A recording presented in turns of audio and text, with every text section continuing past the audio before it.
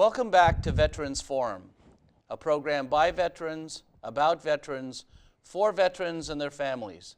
I'm your co-host, Bob West, with Ray Chattery and Jerry Devlin. This show is actually being produced on the 23rd of January, which is part of the legislative time in Annapolis. So Jerry's out there doing our work as a good veteran that he is. Our job is to provide you and your family with important information on programs, benefits, and activities important to you and your family by interviewing leaders in our community. Ray, who do we have with us today? Well, I'm proud to say that we have Andy Martell. He was a Bowie resident. Andy's a retired Army, from the Army with the rank of Lieutenant Colonel, and he has a resume that is very distinguished here, and I will touch on a few points. In the AMVETS, Andy is a past post state commander and also District 2 commander at the national level. And he's past chairman for the Joint Veterans Committee of Maryland, and it was a real honor and privilege to participate in him being Maryland Veteran of the Year last year that we celebrated. And I'll let Andy fill in a lot of the other blanks. He's also served in Vietnam, and as I say, he has a distinguished military career. Man, Andy, it's very honor for you to fill in here at the last moment. Well, thank you very much. It's a pleasure for me to be here always, as you well know. And Andy is the Executive Director for the Department of Maryland AMVETS. So why don't we start there, Andy, and tell us what's happening with the AMVETS. Well, AMVETS, as you well know, is one of the 4 largest service organizations in the country. And really, when you come down to programs and what AMVETS does, you could compare it likewise to the American Legion, to the VFW, to DAV, to nearly all of the other veteran service organizations. So ultimately, we're all doing about the same thing. All right? What sets AMVETS apart and what makes us special, if you would, is our eligibility criteria. Is that we will take anybody who has served honorably in the United States, served or serving honorably in the United States services.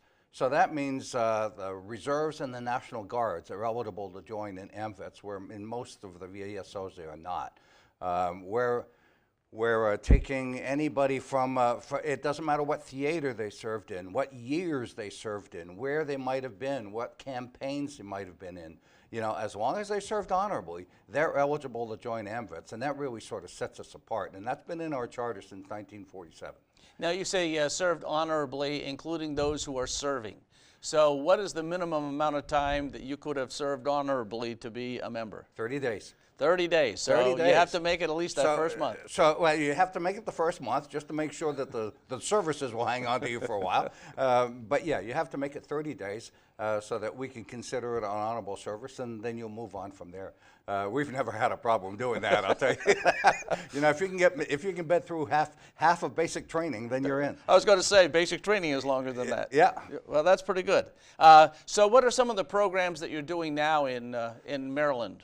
As far as the interesting part is that, unusual as it may have seemed, if you watch the inaugural parade this time, I think for the first time that I can recall, AMVETS actually marched in the inaugural parade this year with a banner that said AMVETS, walked by the president and his entourage, got saluted by the president as they walked by. Mm-hmm. Pretty cool. Mm-hmm. I thought it was cool. But we do much the same thing. We give scholarships to veterans and to their families. We represent them in veteran service organizations to VA to try and help them with their claims as well. We have 40, I believe, VSO claim personnel across the country, one of them here in Baltimore, so that we're able to help the AMVETS and anybody else who needs help with their VA claim to be able to get through. Yeah, and we do Boy Scouts of America. We do Little Princesses, by the way. We were talking about princesses earlier. Mm-hmm. Yeah, Little Princesses and White Clovers, and lots and lots of programs either to generate money, to recognize young people, or to promote Americanism and what we're calling AMVETS Against Drug Abuse through schools. Especially with young people. So where's the closest post as far as a meeting is concerned? Well, the closest post right now to here and to Bowie is mine in Lanham, Maryland. Mm-hmm. We meet at the national headquarters there in Lanham It's not a post, so to speak, where in the traditional sense, where people might come in and play cards or do whatever, but it is where my post meets to try and coordinate the activities that we're going to do. My post does a lot of work with old folks' homes, nursing homes, especially nursing homes that have veterans in with them. And we'll go play bingo, we'll go play cards, we'll do Christmas with them. Just something to try and say that somebody still cares that they're there. The nearest post that we have in the traditional sense, where somebody might bring their families or their guests and sit down and have a few beers or whatever and talk about old times, is actually in Frederick. Most of the AMVETS posts are consolidated in Western Maryland, and I don't know why that is. I think originally when AMVETS in Maryland first started in the 40s, it started in Western Maryland and stayed there without growing very much towards this area and towards the Eastern Shore. We have one very small post in the Eastern Shore that meets at an American Legion Club, but most of our AMVETS posts are in Western Maryland. Frederick, Thurmont, Middletown, Hagerstown, up in that area. Right. And you also have the donation program, because we get calls every once in a while. We do?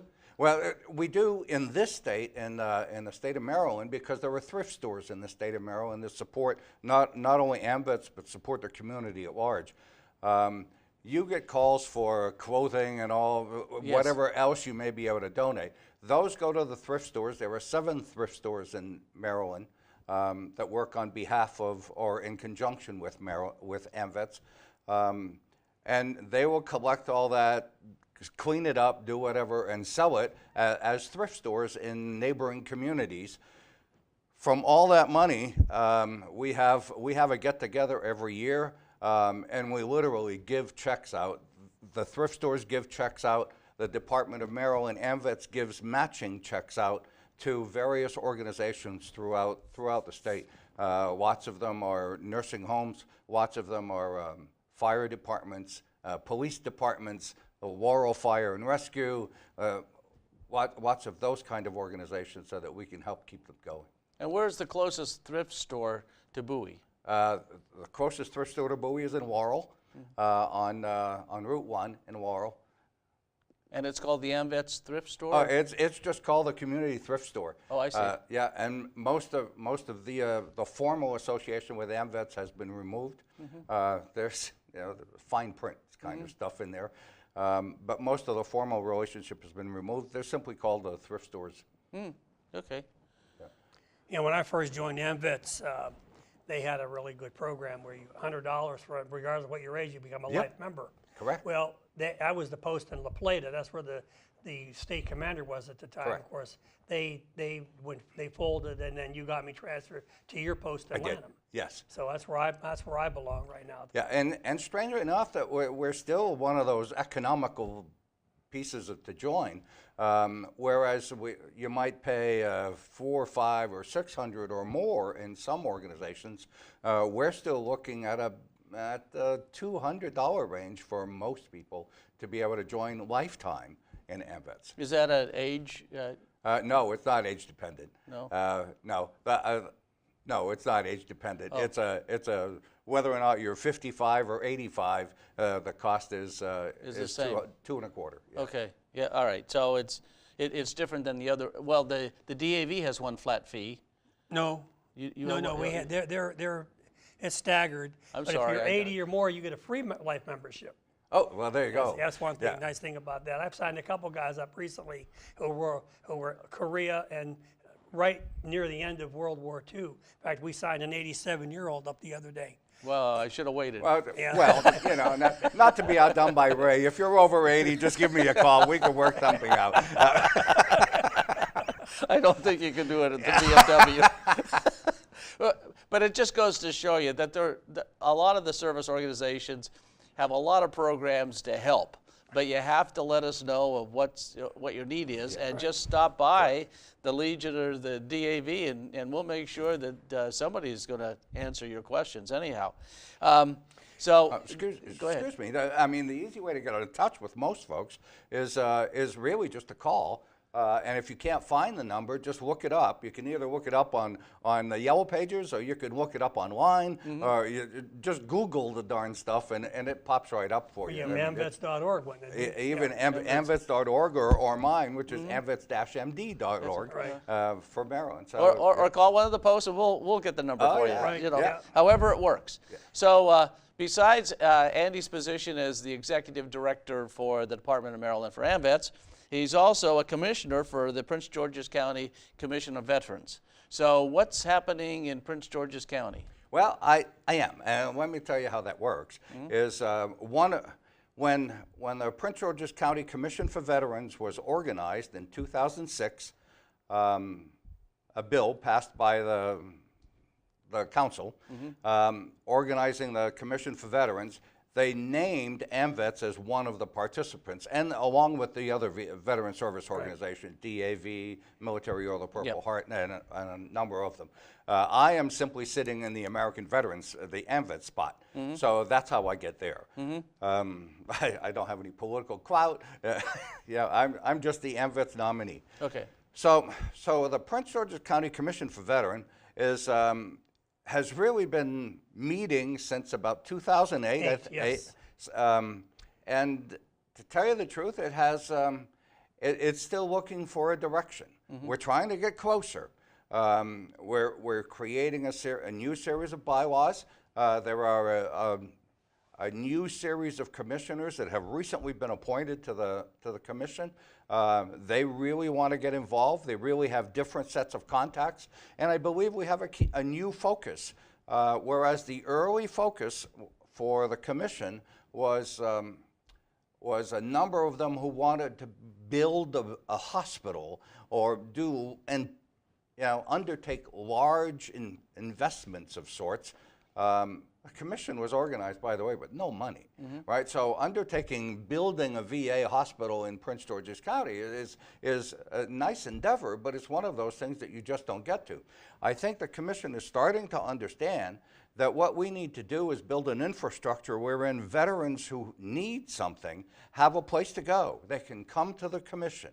We can formulate that in terms of a requirement statement for the council and for the county executive, so that in fact they can build the programs within the county rather than we doing that kind of building. Remember, what we're trying to do is do much the same thing that commissions do everywhere else, whether or not it's state or county level. What we're trying to do is advise the executive of what's needed, what needs to be done, how does it need to be done, how many veterans would it help, and what kind of prospects are there out there? Now, it used to have someone, at least at the Family Services Building, Yes. Down by Andrews Air Force Base. Yes. Do Camp they Springs. still have that down there? There was a veteran person there? Two things here. Okay. We're starting to cross two of them. Yes, the Commission for Veterans out of Prince George's County is still organized under the Department of Family Services. Okay. What's different now, by the way, Ray, is that we now have a full-time veterans coordinator as part of that family services. So we have a full-time contact now within that department to be able to not only do our scheduling and admin stuff, but to be able to liaise with us and with the council and with the executive to be able to start moving stuff forward. That's never happened before. So that's a brand new position, finally got filled, thank God for that. The veteran service guy who's sitting at Camp Springs near the same place, who is doing VA claims on behalf of all the veterans who want to come in, any veteran who wants to come in, actually belongs to the state of Maryland and belongs to the Secretary of Veterans Affairs in Annapolis. And he is the one who places them there and who just recently gave them administrative help as well. So that not only do they have a service officer there, but they now have administrative help so that the service officer can concentrate on counseling those people rather than filling out more paperwork. And so he's also available to collect information on veterans who need other Absolutely. type of help, whatever it might be. Absolutely, and remember, we now have that full-time coordinator in the Department of Family Affairs, or the Family Services as well, so that those two can talk every day. Yeah. We have the largest contingent of veterans in the state of Maryland. Yes, we do. What, about 80,000 some? Well, it was. I mean, that number unfortunately, keeps dwindling down. That number in Prince George's County, I think, is now down to about 65,000 Oh, or so. really? Yeah, but when we were talking the 80,000 figure, we were talking a total complement in the state of Maryland of someplace around 480, 485,000. Right. That number is now decreased, I think, about 462,000. Okay. So it's a matter of many of us simply getting a little old and finding different paths. Yeah, well, that's true. You know, they're getting older. They're moving out of state. They're moving south where it doesn't snow. Although it hasn't snowed this month, but you know, hope springs eternal. Yeah, and that's the other part of who you are, Andy, which is you know, you're part of the Maryland Department of Veterans Affairs. I am. Okay, and so as one of the cogs in the wheel there, what's happening there? Because the secretary is certainly out and about pretty often. Oh, the secretary is everywhere. He's just an amazing guy. I don't know how he keeps all that kind of schedule up. He's just an amazing guy. I am a member of the Maryland Veterans Commission. But I will tell you that I'm not sure how much I can tell you about that because I am a brand new member of that commission. I have attended one meeting last week. Great meeting. Meeting was at McVet's in Baltimore. If you've ever been to McVet's, great place. They do wonderful work. So we met inside that facility. So not only so that we could see and tour that facility and see what they actually do. It was a wonderful place to be. The commission itself, 28 people from all of the VSOs, not just the major ones, but all of the VSOs organized within the state of Maryland, as well as all the legislative districts, as well as some large members as well. So I think the entire complement of the commission is about 28 or so. So it's very large. But what that gives us is an opportunity to bring lots and lots of material and information back into a central forum and directly into the Secretary of Veterans Affairs lap, so that not only if he wants to know something, but whether he wants to know it or not, we can actually funnel information directly to him on a periodic basis. So he is a really, really good place to be involved with. One of the big issues that I'd always seen was, and we see this at various service organizations, is trying to find out who the veterans are in the community. Because of privacy rules, we can't get information like we would like, because we all know that we were there when we were 19 and 20 years old, and that's when we knew everything. Correct. And now, those are the individuals we want to get in contact to make sure, you know, have you signed up for the VA? Here's your DD 214 on record in the county. You know, and do you need some other assistance? You know, and that sort of, what do you need from a service organization and so forth. And so that was always one of the big bugaboos about how we go about doing that, because we have these, at least we try to do these outreach programs, but we're not exactly sure as old timers, you know, how that thing is working. You know, a little postcard might have helped, you know, 40 years ago, but now it's not the way they communicate. No, not at all. So is the commission finding ways that they're able to figure a way around this? Well, yes, and actually the Secretary's office is finding ways of being able to do that.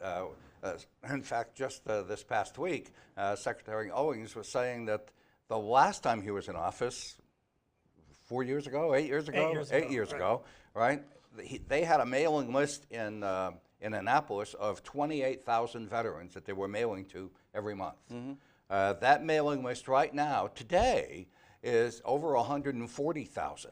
and most of it is email. And that's what I get. Yeah, I get a notification of a job, or there's a fair, or something. That's right. So what they're hoping for is they know they don't have them all. Obviously, if there were 450, they know they don't have them all.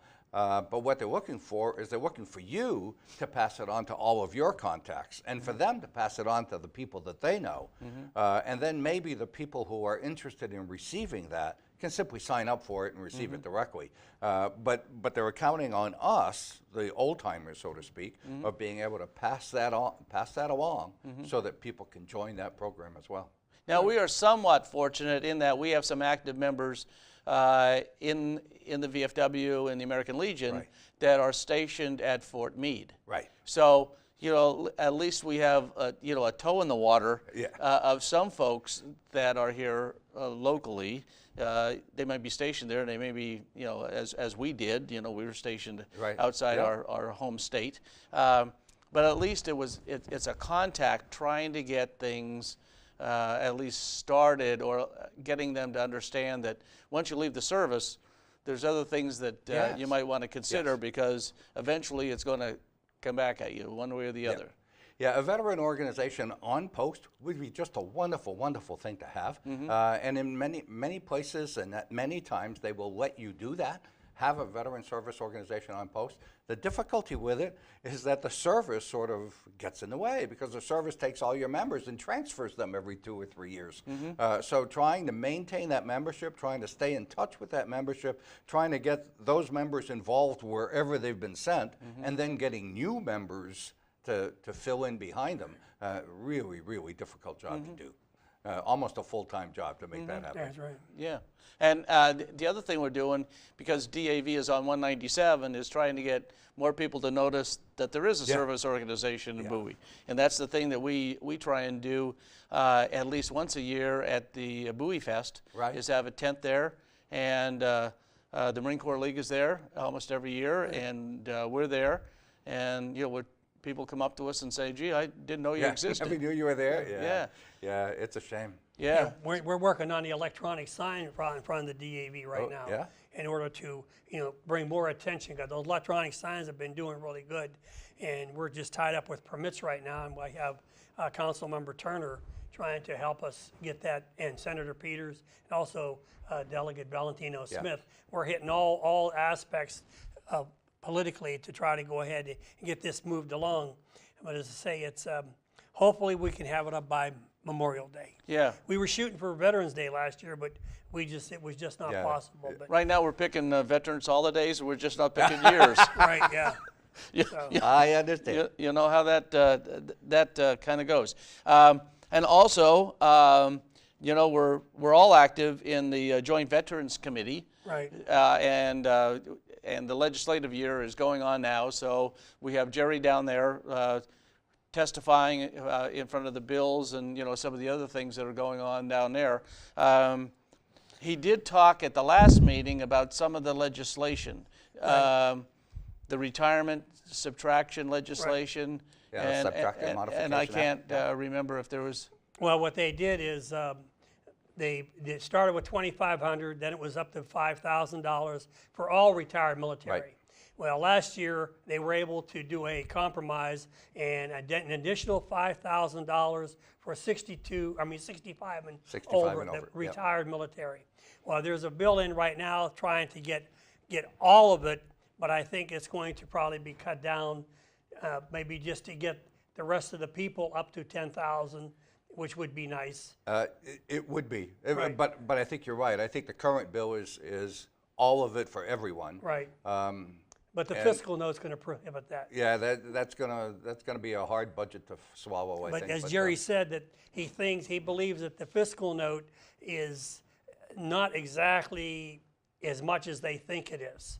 So there's something we're working on. They said it's like $44 million, but it just may not be that much. Yeah, basically the way it works is when you're 65 or older in Maryland, you already get $29,000 of any pension exempt, okay? The average military pension is around $26,000, $27,000 a year. It's somewhere in there. So if you're only on a military pension and you're over 65, then that 29,000 just automatically wipes it out. It's really for people who are making more than that, or they have other pensions or whatever. So, but it doesn't affect if you're under 65, because the 29,000 exemption doesn't occur until you're 65.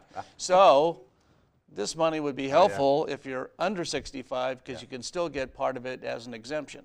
So all that's pretty important. Well, what they're trying to do is to make Maryland a friendly state for the retired military, so they don't move to Pennsylvania or Virginia or Delaware, which is almost driving distance to work in Maryland and the District of Columbia also. You know, I mean, to say they're again trying to keep people in Maryland, but it's a great place to live, anyways. Right, especially Bowie. Yeah. Right. Yeah. Well, you know, when they moved the people out of Crystal City and they built the huge building on Andrews Air Force Base. Right. The building is there, but if you look at the parking lot, there's a lot of Virginia license plates that are still on those cars because they keep driving, you know, back and forth across the Woodrow Wilson Bridge. And I know they're trying to get the VFW building here in the county. Yes. And I'm not exactly sure how that's going to work. Before we run out of time, you're also on the Maryland Monuments Commission. I am. And as I say, there again, you know, a lot of people don't realize how many military monuments we have in Maryland. It's more than you would ever imagine. The Military Monuments Commission right now is handling someplace around 450 different monuments across the state. However, they've only got enough money to be able to run a few projects a year. So typically what happens is that they'll fix one monument, especially a bronze one, right? And they'll fix it up so that it will hold for 5, 6, 7, 8 years, and then put that on a rota and then make it come back and try and make that happen. So yeah, really, really tough to do. It's hard to believe, but our 30 minutes is up. We want to thank you for watching Veterans Forum. We want to thank Tom Allen for being our director and cameraman. And now it's important for you, the veteran or the family member of a veteran, to stop by the American Legion on Laurel Bowie Road or the DAV on Route 197 and find out about the programs and benefits that you have earned, and in a way for us to help you as our comrades in arms here in Bowie. And thank you again. Thank you for the Executive Director, Andy Martell, for being our guest. And thank you for watching Veterans Forum.